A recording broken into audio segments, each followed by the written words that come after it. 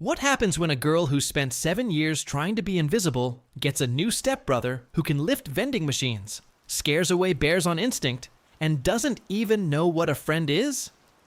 This is the story of how two of the loneliest people alive accidentally broke each other's walls down. And it starts with a pig named Magosuke-san. Haruno Ranko is the kind of girl who treats life like a stealth mission. She rides the train to her new high school, dodging eye contact and slipping through alleyways just to avoid small talk. Her motto? Don't court danger, let sleeping dogs lie, and for the love of everything holy, do not make friends. Her name literally contains the character for thunderstorm, but this girl wants to be nothing more than air. School is already a minefield of gossip and cliques, and Ranko wants no part of it. Classmates are chattering about boyfriends and senpai drama while she's mentally mapping her escape route. Someone from her class recognizes her at the train station, and her blood runs cold. She picks up the pace, pretending she didn't hear a thing, because in Ranko's world, being noticed is the first step toward catastrophe. See, Ranko learned early that people are basically walking disasters. Back in elementary school, she actually had friends, but that didn't last. The girls around her started forming cliques, talking trash about each other, and dragging Ranko into loyalty tests she never signed up for. When one group demanded she agree to freeze out another girl, Ranko hesitated, and that hesitation painted a target on her back. The social politics got so overwhelming that Ranko's brain literally short-circuited. One moment she was standing in class trying to process a friendship map more complicated than advanced calculus, and the next she was face first on the floor. She fainted in front of everyone, broke her front teeth on the way down, and earned herself a trip to the dentist instead of sympathy. That was the day Ranko decided humans were simply not worth the risk. Now her entire life philosophy revolves around one thing: home. Her cozy room, her pet pig Magosuke-san, and the beautiful silence of not having to perform for anyone. She plans to work from home someday, live with a nursing robot, and die peacefully without ever having to navigate another relationship map. The perfect life plan, and she's dead serious about it. But then, her mom drops a bomb. She's been seeing someone named Amamin-san, and apparently it's serious enough that she's decided to remarry. Ranko's mom is the polar opposite of her daughter, hopelessly optimistic, loves humans, and is now gushing about how the house will be livelier with 2 new family members. She even insists Ranko call this stranger Papa, which is a level of delusion Ranko cannot process.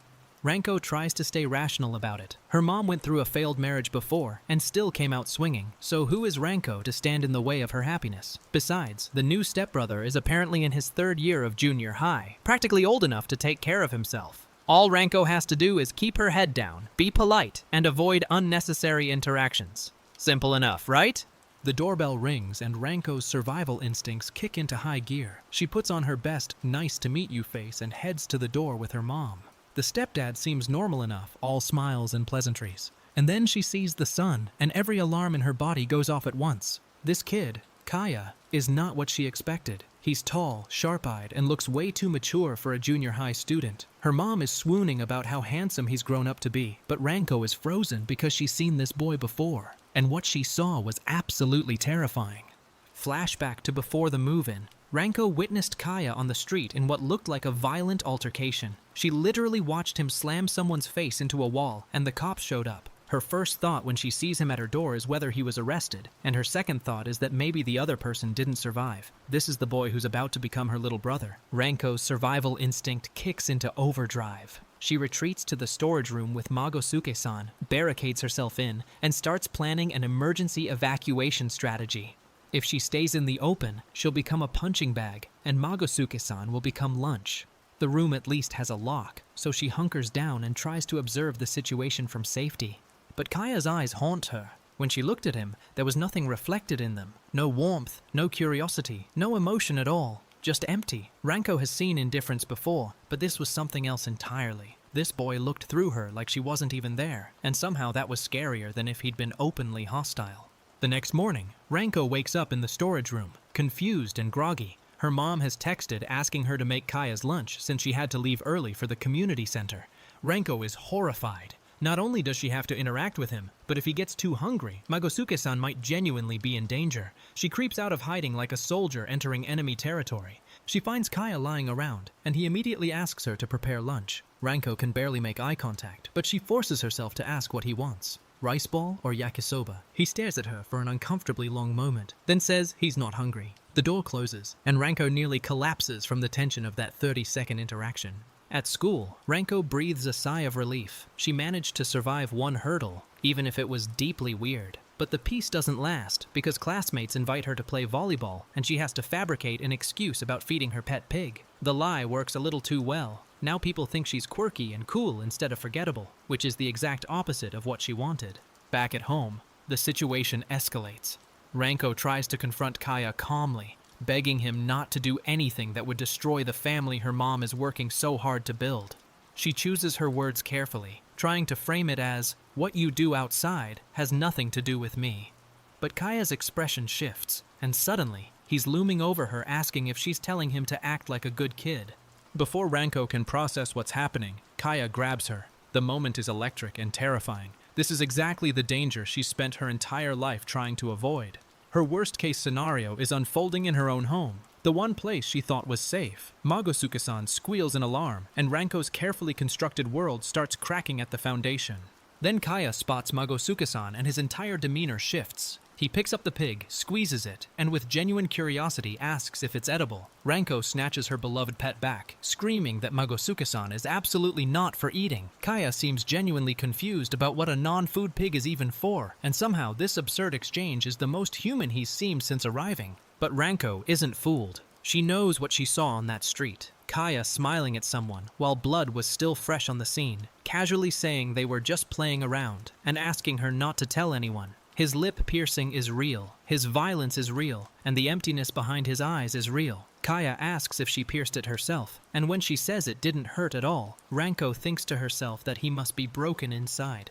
The chapter circles back to where it started, with Ranko confronting Kaya about her mother. He calls Ranko's mom his very important family, and Ranko fires back that he's nothing but a stranger who could never understand what it means to think about family. Kaya's face darkens, and Ranko realizes she may have just poked the most dangerous sleeping dog of her entire life. Kaya's dad finally sits Ranko down and drops the truth she wasn't ready for.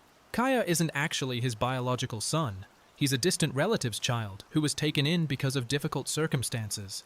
The kid has been bounced around from place to place, and Amamin-san was initially going to refuse taking him in since he'd already decided to marry Ranko's mom.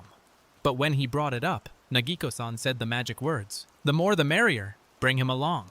That revelation rewires everything in Ranko's head. Kaya isn't just some delinquent kid with a temper. He's someone who's been passed around like an unwanted package. No wonder he acts the way he does. No wonder his eyes look so empty. Ranko's mom, being the impossibly optimistic person she is, saw a child in need and opened her arms without a second thought. And now Ranko is stuck wondering what exactly broke this boy so badly. Ranko decides the safest play is still to keep her distance. Kaya is full of mysteries. She has no idea where he came from, who he's been with, or what happened in all those homes before this one. Asking him directly seems like a terrible idea, and getting involved with someone this unpredictable could blow up in her face. The smart move is to stay uninvolved, observe from the safety of the storage room, and let the adults handle it. But the universe has other plans.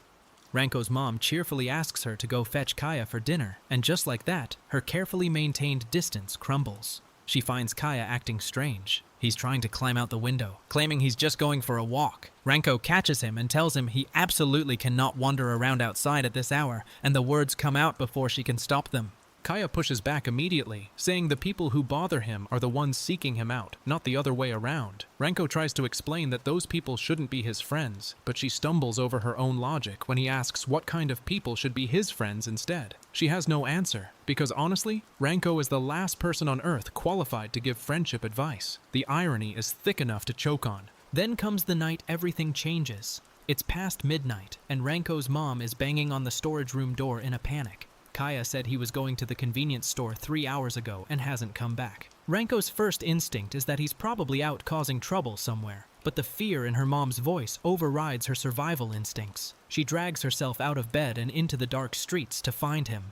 Ranko knows the sketchy parts of town where weird people hang out, and sure enough, that's exactly where Kaya is. She spots him in an alley, with a group of older guys who reek of alcohol and cigarettes, laughing and roughhousing like it's a normal Tuesday. These are junior high students hanging out with people way too old for them, and the whole scene screams danger. Ranko texts her mom that she found him and braces herself. The moment Kaya spots her, he lights up and calls out to her as his Oni-chan. His friends immediately zero in on Ranko, mocking her appearance, asking invasive questions, and making crude comments that make her skin crawl. She stands there frozen, heart pounding, unable to speak or move. Every instinct she has is screaming that she should have stayed home, should have hidden in the storage room, should have pretended not to know anything.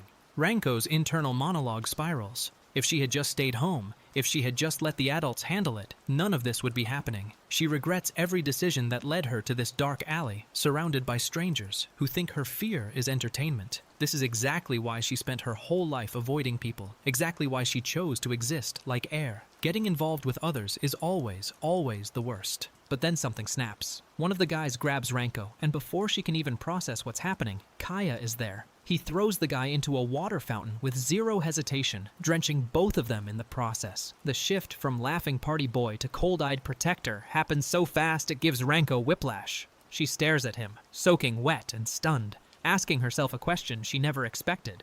Did he just save her? Kaya doesn't explain himself. He just says he's bored, tells her they're leaving, and starts walking. Ranko scrambles after him, begging him not to leave her behind in this sketchy neighborhood. The fear is still coursing through her veins, but now it's tangled up with something else. Confusion, maybe even a flicker of gratitude that she doesn't know what to do with. On the walk home, Ranko tries to process what just happened. She nervously lectures Kaya about wandering around at night as a junior high student, noting that he reeks of cigarettes. He says he only stood close to the people who were smoking, which is such a weirdly specific defense that Ranko doesn't know whether to believe him or not. She tells him she's worried about many things, and the words surprise even herself. Kaya responds by asking why she even came to find him. Ranko stammers through an explanation about their mom being worried, but the real answer is more complicated than that. She went looking for him because despite every survival instinct telling her not to, something in her couldn't just roll over and go back to sleep. The girl who wanted to live like air is starting to care, and that terrifies her more than any dark alley. Then Kaya does something that stops Ranko's heart. He wraps his arms around her and says, quiet and serious, not to take his Oni-chan away from him. It's possessive and strange and completely out of nowhere. But underneath the edge, there's something raw. A kid who's been shuffled from home to home, clinging to the first person who came looking for him in the middle of the night. Ranko stands there, frozen, unable to process this version of Kaya. They get home, and reality crashes back in. Ranko's mom is relieved, the stepdad is calm, and Kaya retreats to his room like nothing happened. But Ranko can't shake what she saw. The way he looked when he grabbed her, the way he said those words. She keeps replaying the moment, wondering if she misread everything about him, or if the truth is just more complicated than she thought. Kaya tells Ranko that he doubts he'll be staying much longer anyway. He asks her to make up a random excuse for him today, and his tone is casual in a way that breaks something. He explains that every family before this one eventually said the same things. They can't keep him. He doesn't behave. Let's send him to another home. In the end, everyone's only looking out for themselves, and that's just what he expects. Ranko tells him not to leave, or at least not to leave through the window. She asks him not to do anything that would make their parents worry, and the word parents hangs in the air between them.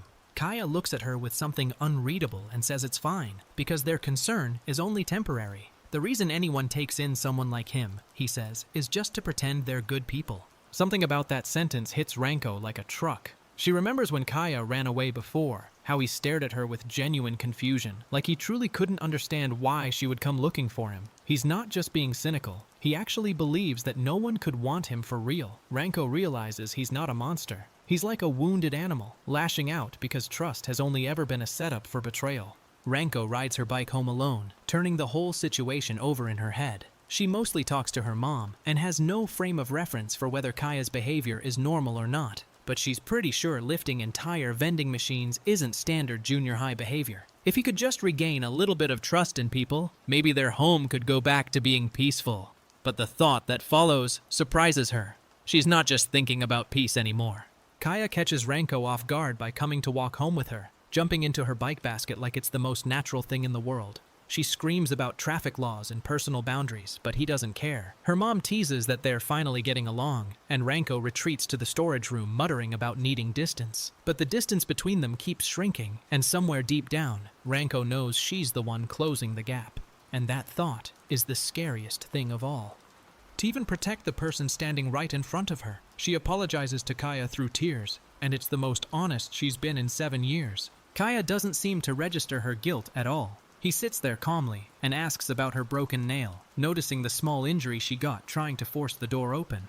The detail is tiny, but it shifts something between them. She hurt herself trying to reach him, and he's the one checking on her. Two broken people sitting side by side, neither one equipped to save the other, but both of them trying anyway. Ranko calls the police. It's the most terrifying phone call of her life, but she does it. Fingers shaking, voice cracking, nails broken and bleeding. She watches through a window as the crew surrounds Kaya, and her entire body screams at her to open the door. "Hurry! Open! Open the door!" The words pound through her head like a heartbeat. Every second she wastes is a second Kaya spends absorbing hits he doesn't have to take. Kaya hears Ranko at the door and moves before she can get to him. He grabs her, shoves her behind him, and tells her to close her eyes and cover her ears. Then he steps out and handles it.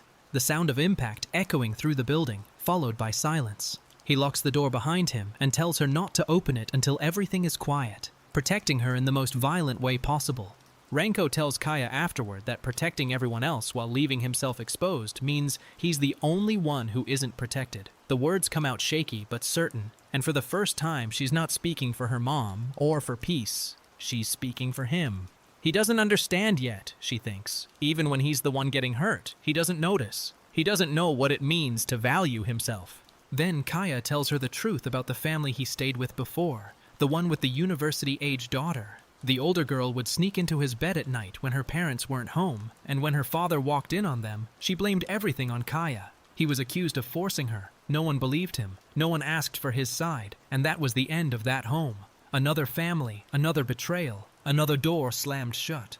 Ranko is speechless. This has happened 3 or 4 times across different families, and Kaya never once tried to explain himself because he knew no one would believe him. He treated the false accusations as convenient exits. If the family wanted him gone anyway, why fight it? He even laughs about earning pocket change from the chaos, and the casual way he describes systematic abuse makes Ranko's stomach drop through the floor. Kaya walks beside Ranko on the way home, both of them drenched from rain after she fell off her bike racing to find him.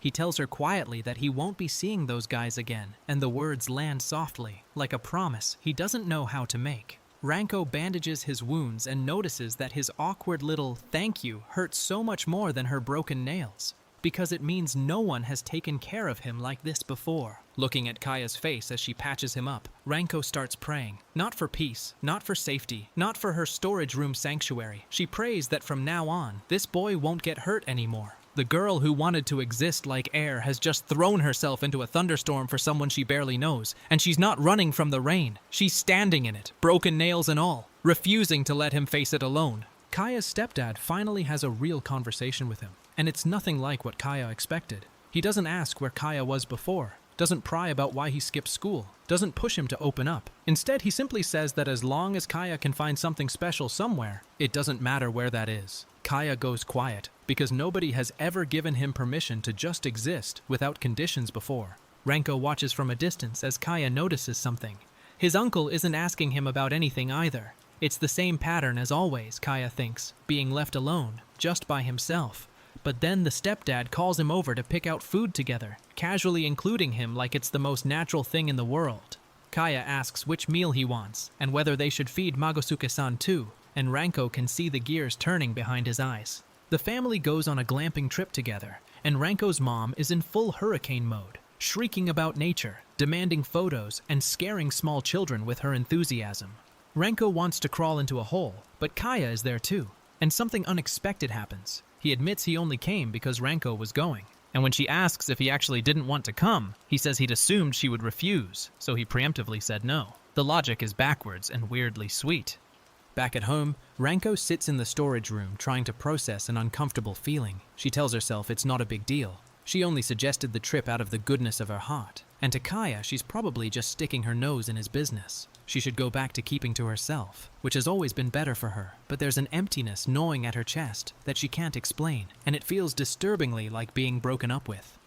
Ranko flashes back to her childhood, remembering all the times she put up a front to get along with people. A classmate would ask her to play, and she'd agree even when she wanted to read. She was always performing, always adjusting, and she'd resolved to never live that way again. So when Kaya asked if the two of them could be friends, she was genuinely caught off guard and terrified that he might push her away. The fear is real and specific. Ranko doesn't know what a friend should be like, and neither does Kaya. Maybe he'll reject her again. Maybe he'll push away the one person reaching out to him. But she gathers up what little courage she has and decides to try one last time. If she can reach out her hand and he reaches back, maybe something could change for both of them. Ranko finds Kaya and asks him directly, "Can the two of them be friends?" Kaya stares at her and then does something that stops her cold. He apologizes, saying he misunderstood something from before. He heard Magosuke-san squeal and thought she was trying to feed the pig to him, which is why he reacted so badly. Then he looks at her with an expression she's never seen and asks if Magosuke-san is her friend. The question is so simple and so loaded that Ranko's heart cracks open. Ranko bursts into Kaya's room to find him giving Magosuke-san a bath. The pig is squealing, water is everywhere, and Kaya is complaining that the animal is way too agile and way too noisy. The scene is pure chaos, and Ranko panics thinking the worst. But Kaya is just washing the pig, grumbling about it like a normal kid doing a chore he didn't sign up for. Maybe, Ranko thinks, she shouldn't carelessly reach out to touch him. Maybe she needs to understand him first. But then Kaya picks up Magosuke-san and squeezes him with a genuine smile, and something flips. Ranko had thought she was starting to understand him, but the way he suddenly turned terrifying when she reached for his hand proves those were her own delusions. He hugs her randomly without a care, but when she initiated contact, he went cold. She doesn't know what he's thinking, and the wound on her finger from trying to open that door has started bleeding again. The next moment destroys every theory Ranko had about Kaya. She notices his bandage is falling off while he sleeps and reaches over to fix it, and he slaps her hand away on pure reflex, hard and fast. The violence is instinctive, not intentional, and Ranko realizes with a sickening clarity that this boy has been conditioned to flinch at touch. All those homes, all those people who used him, trained his body to react before his brain can catch up. But then, just as quickly, Kaya falls back asleep like nothing happened.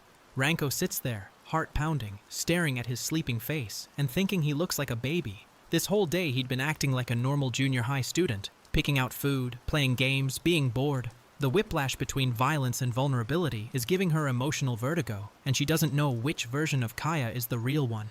Ranko sits next to the sleeping Kaya and lets herself see him clearly for the first time.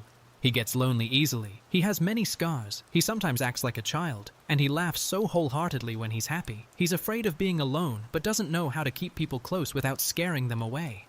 Kaya-kun, she thinks, is such an incredible boy, and the thought carries a weight she wasn't expecting. The flashback fills in a missing piece. Kaya, bored and restless, had asked Ranko what she does by herself all day. She mentioned giving Magosuke-san a bath, and he demanded she play with him first, framing it as her responsibility since he's staying home because she told him to. It's manipulative on the surface, but underneath it's just a lonely kid who doesn't know how to ask for company without turning it into a transaction. So Ranko introduces Kaya to video games, and the transformation is immediate. He's never played a console game before, only mobile ones, and he picks a bread-themed combat game that has him utterly fascinated. His character is a pizza bun that shoots cheese, and he's genuinely delighted by how gross the curry bun enemy is. Ranko watches him play and thinks this is the most normal she's ever seen him. Just a kid, excited about something stupid and fun. Kaya wins his first game and lunges at Ranko with a hug, calling her amazing. She freezes because this is the same boy who slapped her hand away in his sleep, and now he's embracing her like she hung the moon. The inconsistency would drive anyone crazy, but Ranko is starting to understand the pattern. Kaya initiates contact freely because it's on his terms, but receiving touch from others triggers something deep and ugly that he can't control. After 2 hours of playing, Kaya crashes asleep on the couch. Ranko tells him she needs to bathe Magosuke-san, and he's out cold before she finishes the sentence. She stares at his peaceful sleeping face and feels something shift inside her. He fell asleep in her presence, carelessly, without guarding himself. For a boy who flinches at touch, falling asleep next to someone might be the biggest act of trust he's capable of.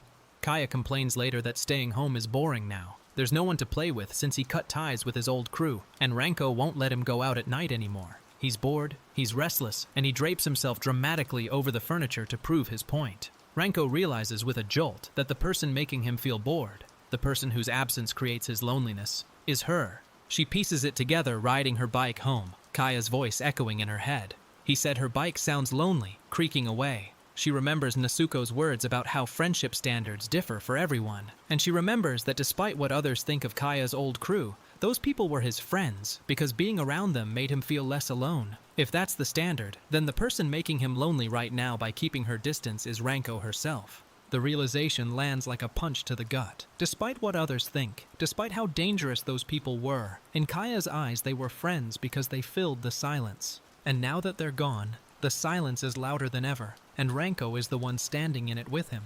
The one making him feel lonely right now, the one who could fill that void but keeps retreating to the storage room, is her, and she can't hide from that truth anymore.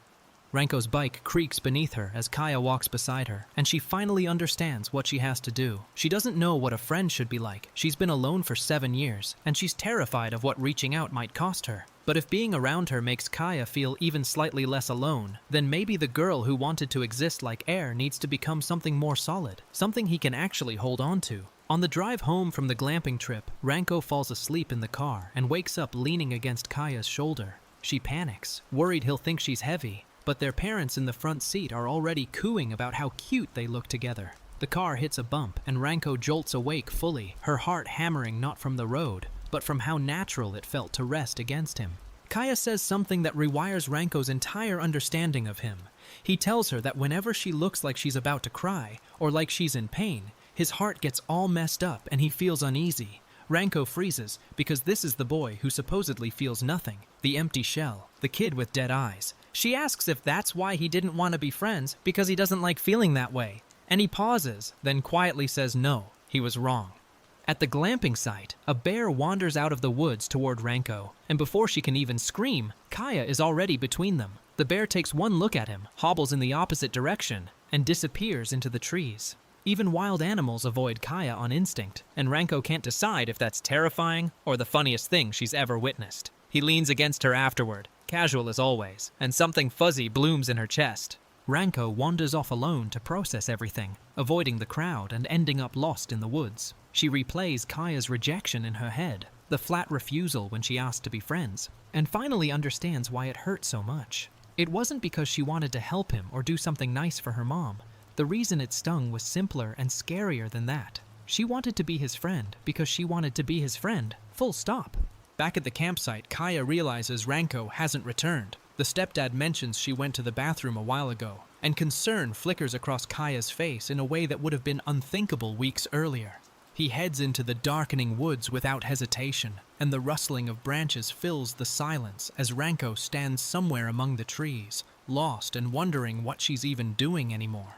Kaya finds her. He steps through the trees and tells her she looked like she was about to cry back there, and Ranko's whole body goes still. All of his words flood back at once, asking what she does by herself, checking if her hand hurts, saying he didn't want her to leave without him. Every single one was him reaching toward her in the only way he knows how, and she was too scared to see it.